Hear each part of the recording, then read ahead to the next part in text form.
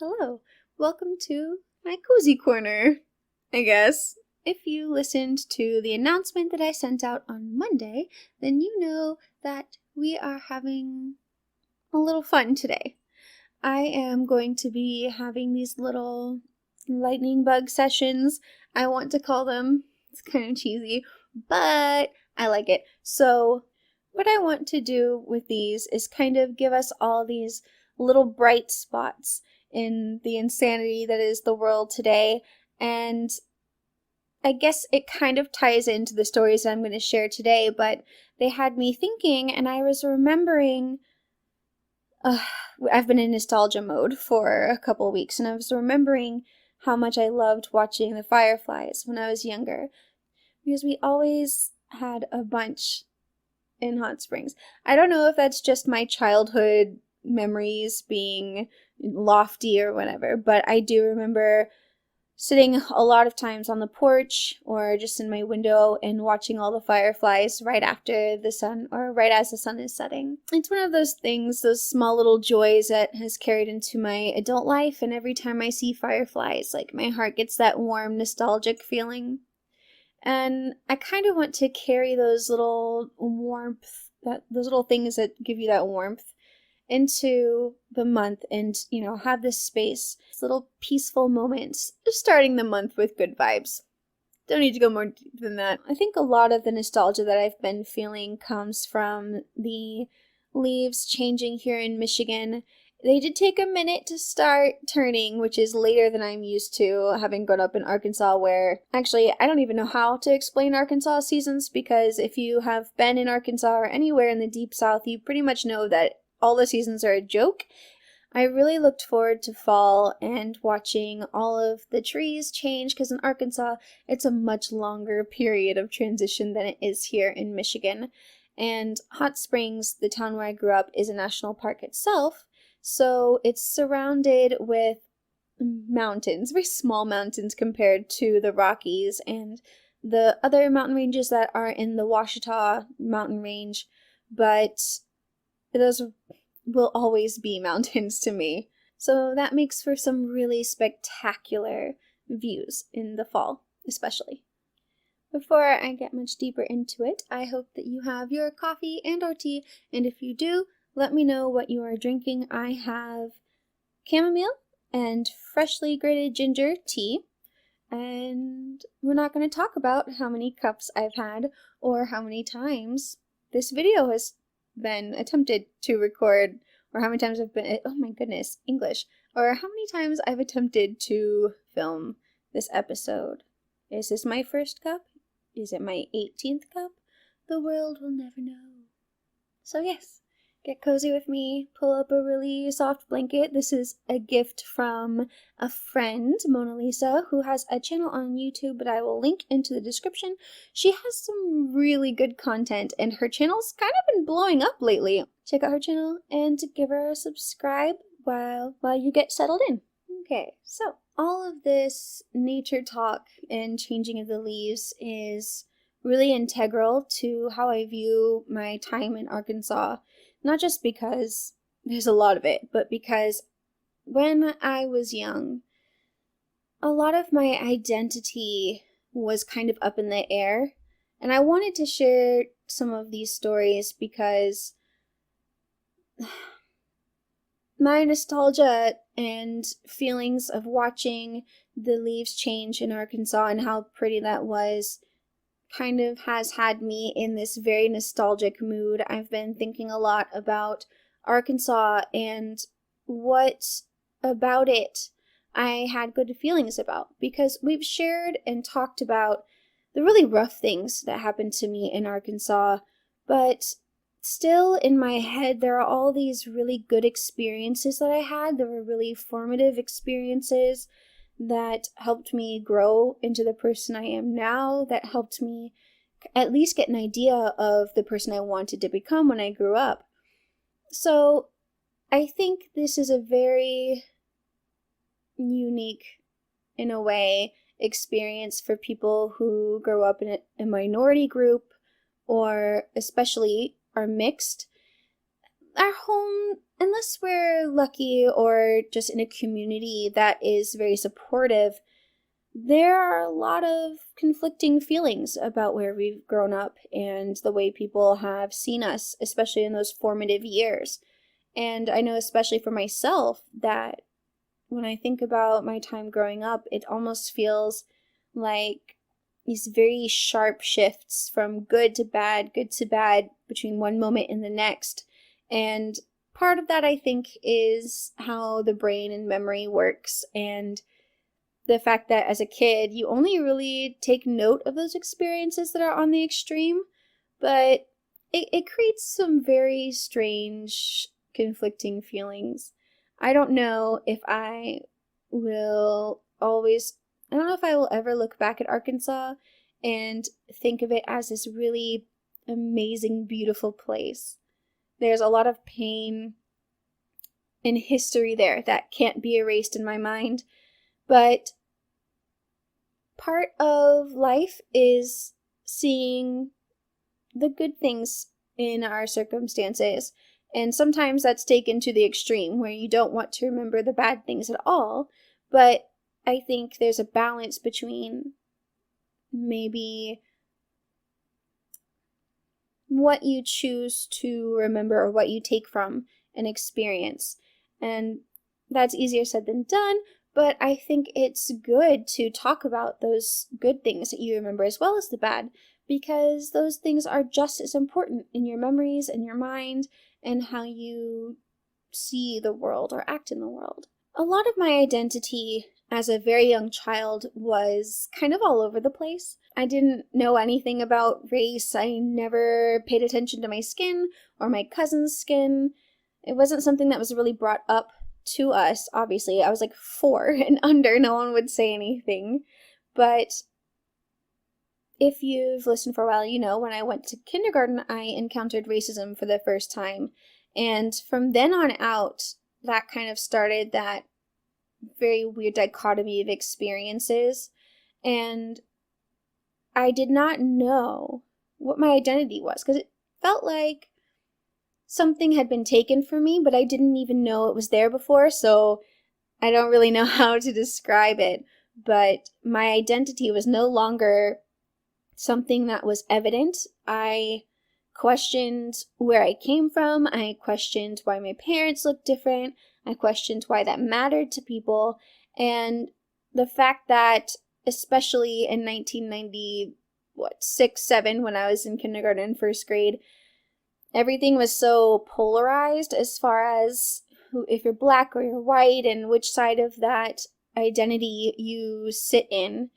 And I think while I wanted to feel like I belonged, a lot of my identity was built up around something else. That part of it is I have always had a really big draw to nature, especially as a child. I have loved animals, and except for spiders, which you guys know from the announcement. This is the corner where I was terrified, but I generally love animals and plants and being in nature as much as I can, especially now.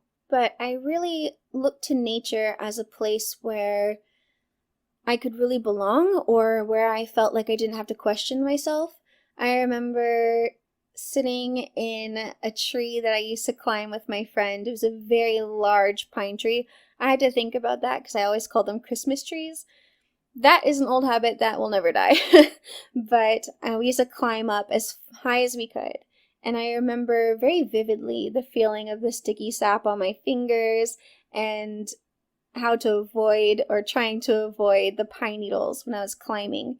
But I used to go higher than anyone, half on purpose and half because I like to see out. And sitting in the tree was just this magical feeling. I could feel the tree swaying because I was up pretty high. I did get in trouble for that a couple times, but then stopped me. I could feel the wind and swaying there, and it just felt like this quiet moment. And I didn't really have any kind of sophistication of language, but I always wanted to be in those kinds of places when I was upset. I wanted to sit in the tree. I wanted to sit by an actual Christmas tree that was beside the house, which I'll circle back to. And that's where I really felt like I belonged. If I couldn't find a group of people that I belonged to, at least I would always belong to the earth. And I didn't really, again, have that sophistication of language to understand what I was really feeling or how I came to that conclusion, really. I just know that that was a really strong force when I was very young. And while Disney movies have a horrible track record, and the story of Pocahontas is truly horrifying, I had like 3 Disney princesses that I used to look up to, which I talked about a long time ago, way long ago, in the first couple episodes. But I had 3 costumes. I thought they were all the same: Jasmine, Pocahontas, and Mulan. But Pocahontas had a lot to do with how I initially framed my identity, because not only were they a mixed, I don't even want to say couple, or they were both portrayed as a mixed couple. Oh, this is uncomfortable. Anyway, as a mixed couple, and Pocahontas had this free spirit where she felt like she didn't belong. And yes, it's that, not like other girls, but I wasn't even old enough for that. It was just, I didn't feel like I belonged in my family. That people saw in me something I couldn't see that showed them that I didn't belong. But I loved being in the trees. I loved being in nature. And then watching Pocahontas, I remember being extremely excited and drawn to her because she interacted with nature in the way that I wanted to. I don't know, because of the nature of memories, when it was that my cousin Butch and his wife came to visit me. Butch is my cousin who is Cherokee and Mississippi Band of Choctaw. He came when I was very young, and in the short time that he was visiting us, he talked to me a lot about our place in the world and relationship with the earth, and speaking to our ancestors, and just trying to be as connected as possible. And he wasn't here very long, or he wasn't with us for very long on that trip. He's still alive. But that really resonated with me. And I don't know if it was because I didn't feel like I belonged because of the things I was going through at school, or if that was just something that fell in place later because, again, I was very young and chronological order is kind of hard. But while I kind of felt torn between my whiteness and my blackness, that stayed with me because that was something I felt no one could question or take away from me. I don't know how. That is just something I was really, for some reason, confident about. And I think it might have something to do with the way I look, not, and how big of a deal people made about the fact that I didn't look entirely white and I didn't look entirely black. But I did kind of look native, so I think that's partially why I never really questioned that part of my identity. Like I said, nature was where I came home. We were separated from my native family, and unfortunately separated from both sides of my family for much of my teenage years. So I always felt at home with the earth, this deep sense of belonging. And there are some really interesting, I guess, stories that have stemmed from this. My parents used to call me a tree hugger. They still do kind of sometimes, but I don't talk to my dad as much, and he was the one who really picked on me for that. But from a very young age, I was very distressed from the killing of animals, or even pulling bark off a tree. I remember getting extremely mad at my brother for pulling the bark off the trees because they were hurting the tree. I guess I was growing up in kind of one of the most perfect places to feel this close to nature. It was the kind of place where bears were filmed in people's backyards, which is a little scary in retrospect.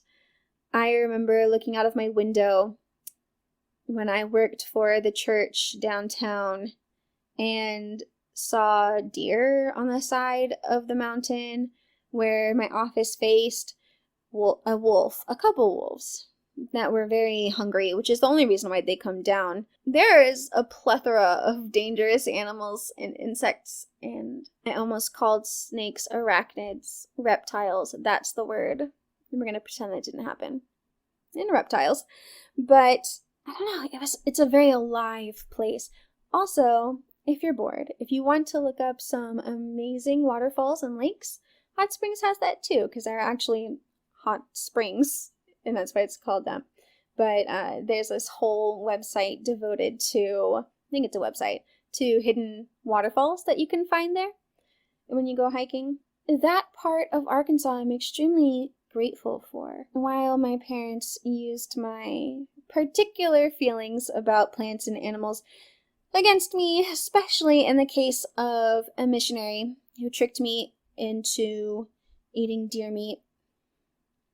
It made me cry at like 15, which is another story I'm sure I could tell if anyone wants to hear it. But there are a few pictures where my parents have taken pictures of me making me hug a tree. That was a nickname that I suppose I kind of earned, and from my earliest years, there have been a few things that I've been very sensitive to. One of those things was earthworms, of all things. I used to see them. I remember looking at the ones that had dried on the driveway and feeling really sad for them and really regretting that I didn't see them in time to save them.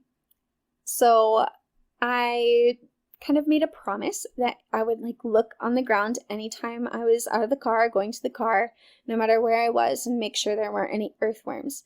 And so I'd pick them up if I did find them and throw them into the grass, and that is something I do to this day. There were times where I would put a leaf on top of the grass so that the birds wouldn't get to it as it was trying to get back down. I don't know why that was and still is such a thing for me, but I will always get the earthworm off the gravel or whatever, as long as it's not grass and I find it. I don't know, it seems like a silly thing to talk about, but I would feel really guilty if I didn't continue to do it. But I remember, because especially worms come out of the ground when it's about to rain, I think, or just starting to rain. Especially if there's a thunderstorm, I do know that for sure, and Hot Springs has the most spectacular thunderstorms. Unless you are afraid of thunderstorms, in which case I would say stay clear in the spring. I remember begging my mom to go out in the rain. Oh, that was such an amazing feeling. I still do it sometimes. I don't know. It's nice to go out and feel the rain on you. A little deterred from it living in a city now, because I know how rain picks up stuff from the air, but sometimes I try to forget that and go out in the rain anyway. So I would go out to the rain, and we lived on this house in a really, really steep hill, and at the bottom there was a storm drain, so we get these foot-long or foot-wide rivers. I used to call them rivers. Kids' sophistication of language when it rains, because it always flooded. But I would sit at the end of the driveway and either with a stick, depending on if it was too wide for me to be able to reach, or with my hands pluck the worms out of the water and throw them onto the grass at the bottom of the driveway so that they would live. You know how you remember those, or you have those feelings when you remember something from your childhood, or you watch a show that you used to love and you get those same feelings back? I remember the urgency that I had and the absolute horror I felt at the idea of going into the storm drain, which is also dark like the earth. Couldn't tell you what I was thinking, but I didn't want them to drown. Do worms drown? Probably not, but good luck telling 7-year-old me that worms don't drown. So my parents, when they caught me doing that, I would get in a lot of trouble, but they never really understood why I would do that. They tried to dissuade me in some certain ways, but you know what? There are earthworm great-grandchildren that are here because I put them back in the grass. Ugh. I always had trouble too. I guess it's kind of the same in the same vein. I had a lot of difficulty in understanding death. I mean, what kid doesn't go through it trying to understand death? But in particular, like plants dying or having plants in the house and then what happens to them after they die. And I guess I lost my first family member and went to my first funeral when I was 5, which I don't remember, but I do remember my grandmother's funeral when I was 7. So I did have somewhat of a context for death, but I didn't know or was very uncomfortable with what happened to the things we use after we're done with them, especially if they're plants. I developed an aversion to picking flowers. I used to pick a lot of daffodils because I love daffodils. I still have a soft spot for them. I also liked red spider lilies that are still my favorite flower. They are not a weed, but as much as I love the red spider lilies and the daffodils, they die once you pick them and bring them into the house. And that was really confusing for me, I guess. I didn't understand the ramifications of what it would mean to pick flowers. And I know it's one of those little things that probably is a ridiculous thing to worry about, but I really didn't like it. And so I stopped picking flowers from our yard when I was very young, and instead tried to cultivate them or like water them outside. I did not know how to take care of plants, so it is highly possible that throwing my orange juice on some of the flowers would kill them, but I'm hoping it didn't. This, I guess, really wasn't a big deal, and it didn't really become disruptive, I'd say. But the first thing that my parents really started noticing, or that caused any kind of havoc in our house, was how Christmas trees were. We would pick out live Christmas trees for a good part of my childhood. We did eventually go to fake trees, but we would pick the Christmas tree, and I remember driving home with it on top of the van, and we'd have this live, beautiful, wonderful smelling tree in this little stand with water at the bottom.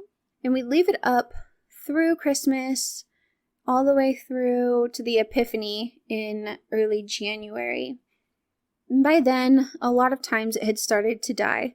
You can only keep a tree alive in like 2 inches of water for so long. And we would throw them into the woods right beside the house. One of the windows in my childhood bedroom, which faced the woody section, I could see the Christmas trees. And I remember distinctively being extremely upset that we had this tree that we had decorated so beautifully, that it had been special, and we treated it well in our house, and we just threw it away when we were done with it. So, my child mind, I would go and find really pretty leaves and rocks and whatever scraps of yarn or something that I could find and decorate the tree outside so that I could go see the tree and it would still feel pretty and loved. Throughout my life, those kinds of things have stayed with me. I still feel twinges of that in my life. Mostly, I think it's just been realizing that nature isn't sacred to everyone. And there are ways that I have not treated the earth as kindly or as I should. But all of that really came from this education, and I know that it wasn't formal, and I know that I didn't really have any kind of consistent mentor or teacher, but it was an education. Looking and noticing and being with the earth taught me a lot about myself that I didn't realize then entirely. When I think back of Arkansas, anytime I was really in nature is one of those highlights. Whether it was swimming in the lakes, especially when it's storming, because that's safe, or bike riding with my brother, or just sitting on the log of a tree that fell right beside the Christmas tree when I was little. I learned a lot sitting by those Christmas trees. A lot about what I thought was important.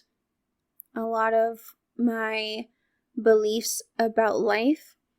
And now that I have been reconnecting with my Cherokee and Choctaw family, it almost feels like things are falling into place. Like I had this base understanding of the earth, and now there are all these expanded thoughts and beliefs and practices that I'm learning slowly but surely. I wonder if people have similar experiences to this, whether it's through music or through thing you have that had that really tenuous bond to whatever part of your identity you had, how much that influenced your childhood or the way you saw yourself. Maybe you also grew up in nature and you felt like you belonged there first before you belonged in a community. I've been thinking a lot about that lately, especially in the context of learning medicine or trying to learn medicine and connecting with myself and learning to be at peace. It mirrors a lot of the things I knew kind of instinctively as a kid, and I'm trying to get back as an adult. And there are moments where I really feel like I've grasped back onto that, like when I went to a field with Emma in the spring. Yes, it's when we gathered dandelions. So we gathered some wild dandelions and had a picnic, and we were just there lying on the blanket and hearing the wind and feeling the breeze, feeling the sun on my skin, looking at the field in front of us. I felt a little bit of that connection again. And when we're able to travel more, I really miss powwows, and I really miss being around my family. And I hope that I'll be able to learn more and have these even stronger connections that I've been following for a very long time. I just wanted to really walk through that, both to share with you and to have that little moment to think back for myself as I'm trying to find places like that in my adult life. Life is a funny thing, and growing up mixed or in between worlds is even funnier. Looking back at those happy memories or those things that bolstered me is just as important as talking about the things that upset me and really tore me down. Reconnecting has been more remembering what I used to know and reaching out to people or being with people who also feel that connection. And while I do explore that and I reconnect to both that culture and that part of myself that really truly grew up connected, it's healing in a way. I didn't really anticipate looking back at my memories of a place that I don't generally speak well of. I didn't expect that to be a healing experience, but it's kind of starting to be. I won't ever really have really good opinions, I think, of Arkansas. Maybe I will. I can't say never. Never know what's going to happen in life. But I don't know. I like the mindset, I guess, that I've been in the past couple weeks. And it's made me feel less disconnected with myself, especially thinking that I still have the people or the me's that existed in the past inside of myself. Maybe that's a chronic illness thing or just what my very nostalgic brain is doing right now. But I wonder if you also have these kinds of experiences or things that you felt really drawn to. Let me know what is acting as little lights in your world right now, especially if you had any kind of experiences with trees or worms in your childhood. Please let me know so I don't feel crazy, I guess. But I hope this was peaceful for you to listen to. I know not all of it was entirely by definition positive, but I really do consider this a really good meditative exercise. I'm really excited to do this more, actually. But yeah, if you liked this, let me know. If you're on YouTube, press a little like, send a like. I'm a podcaster. Thank you so much for listening to this episode. You can find me on Instagram, Twitter, and Facebook at Some Kind of Brown or Kind of Natalie, and you can watch the podcast on the YouTube channel under my name, Natalie Evans. We have extra content on that channel as well, so be sure to subscribe for future videos. If you would like to support the show and be a part of our Brownish family, I do have a Patreon where you can have access to ad-free episodes, some of our cool merch, some surprise freebies now and then that I send out, and some behind-the-scenes bloopers or good conversational bits that don't make the final cut, but I think we can all get some enjoyment out of.